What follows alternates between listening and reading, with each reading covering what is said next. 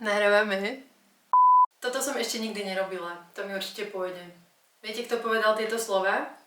No predsa Pipi dlhá pančucha, najväčšia influencerka nášho detstva. Do niektorých vecí sa podľa mňa musíme pustiť s takou až detskou naivitou, pretože ak by sme to neurobili, asi by sme nikdy nezačali. Musíme ísť do toho jednoducho po hlave, nepremýšľať, nepripravovať sa na to, nečakať na ten správny okamih, ale jednoducho začať.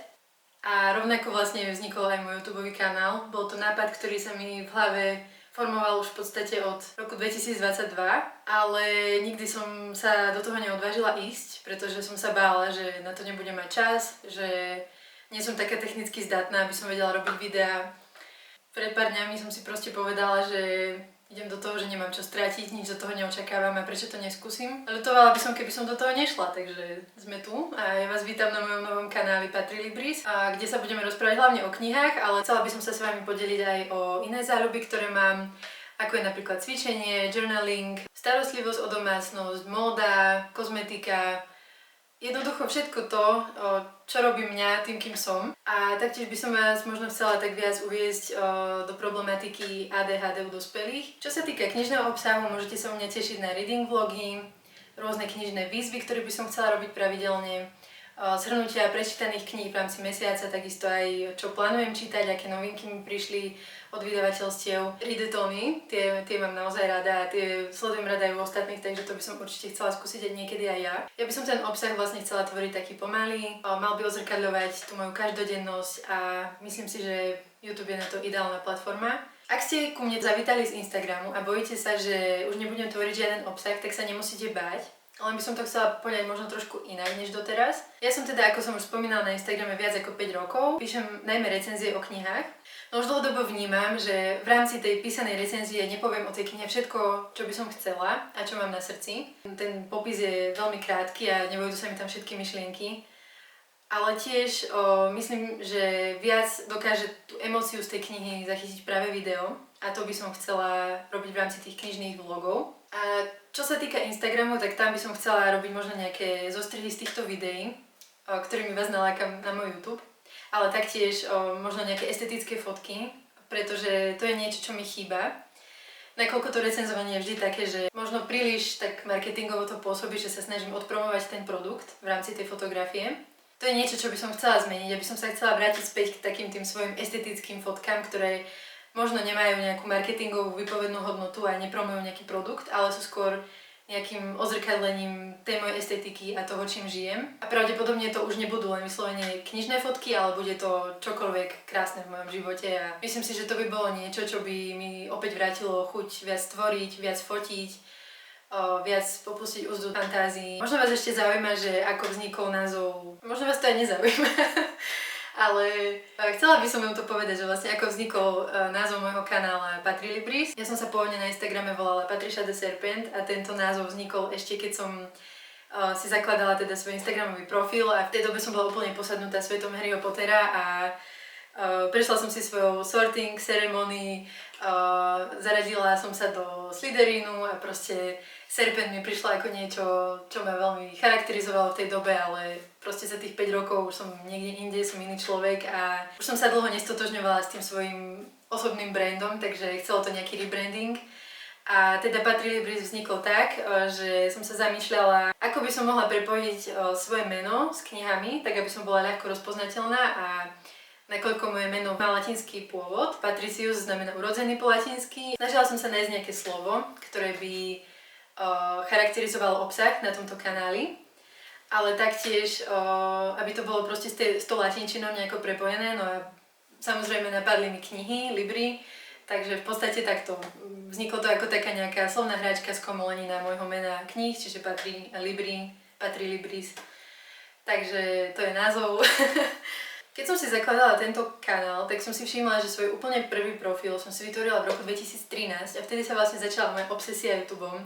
A musím povedať, že odvtedy neprestala. Ja stále non-stop permanentne pozerám videá na YouTube a je to závislosť a vždy som obdivovala ľudí, ktorí vedeli taký ten svoj každodenný život sklbiť s natáčaním. Ja vlastne pracujem z domu a tak som si povedala, že teraz je ten správny čas pustiť sa do toho, pretože som taká flexibilná a viem si ten čas manažovať sama. A A ak by som to nezačala teraz, tak už asi nikdy. Myslím si, že je to niečo, čo sa dá naučiť, len človek proste musí chcieť a musí mať k tomu vzťah a možno ani nemať veľmi očakávania, že niečo z toho bude. YouTube je pre mňa miesto, kde si vždy oddychnem a načerpám tú inšpiráciu, ktorú hľadám. Takže mi jednoducho dávalo zmysel sa tu presunúť. Ešte by som možno chcela dať taký disclaimer. Ja čítam veľa. Myslím si, že čítam oveľa viac, než majú bežní ľudia na to priestor alebo chuť. Takže chcela by som vás poprosiť, aby ste sa so mnou nikdy neporovnávali v množstve prečítaných kníh, alebo aby ste jednoducho nemali pocit, že aj vy musíte toľko čítať. Ja by som vám tu chcela prinášať knižné tipy a inšpiráciu a samozrejme nerátam s tým, že si všetky tie knihy prečítate, pretože každý máme nejaký trochu odlišný knižný vkus, zaujímajú nás iné knihy a takisto máme každý iné množstvo času na čítanie a to je úplne prirodzené, takže ja vlastne spolupracujem momentálne s 5 slovenskými vydavateľstvami, ktoré mi posielajú knihy na recenziu v rámci barterovej spolupráce, takže ja mám tých kníh naozaj veľké množstvo a v dnešnej dobe sú knihy dosť drahá komodita. Myslím si, že sme naozaj bohatší, ak máme obrovské knižnice plné kníh. Chcela som vás len poprosiť, aby ste sa so mnou neporovnávali, nemali pocit, že musíte čítať toľko čo ja, alebo že ste horší, alebo ja neviem. Možno ešte taká dôležitá informácia je, aké žánre nájdete na mojom kanáli. Ja sa radím medzi eklektických čitateľov, to znamená, že čítam úplne všetko. Od beletrie po non-fiction. No žánre, ktoré momentálne čítam najviac, sú asi fantasy, sci-fi, literárna fikcia, historická fikcia, romantika a občas nejaká sebarozvojová literatúra. V non-fiction literatúre ma najviac zaujímajú témy ako psychológia, podnikanie, sebarozvoj a aktuálne teda aj ADHD. Čítam v podstate úplne všetko okrem encyklopédií a nejakej takej humornej literatúry. To nejako veľmi nevyhľadávam.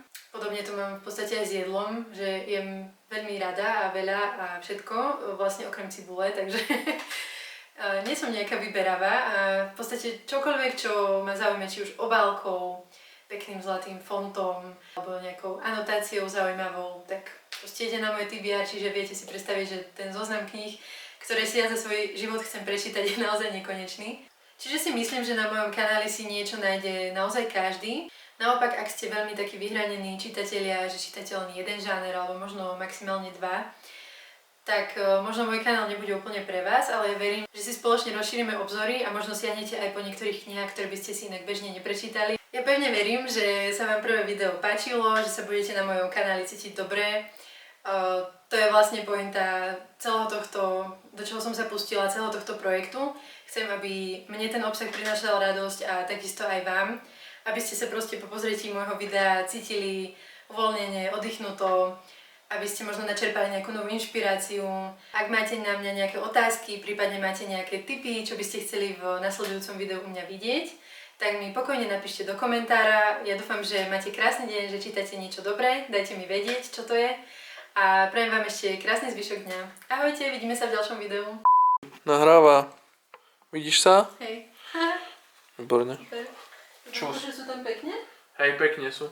Isto? Áno. Dobre. Čus. Čau. Keby som niečo zabudla nahrať, tak to tam nebude. Je to strašne divné, musím si na to zvyknúť. Je to divné, je to strašne divné. Toto neviem, či dám do toho videa, to asi nikoho nebude zaujímať. Tak v skratke ja sa označujem za takého Bože, neviem povedať to slovo. Jasne, to si len tak sadnem, vieš, že to poviem akože naraz celé za 15 minút. Hej, tak to bude. No, neviem, čo som chcela povedať, takže to asi nebolo podstatné. Ale inak ja čítam, odkedy viem čítať, ja som čítanie odjak živa milovala. Ja milujem knihy, to tam musíte povedať! Čauko.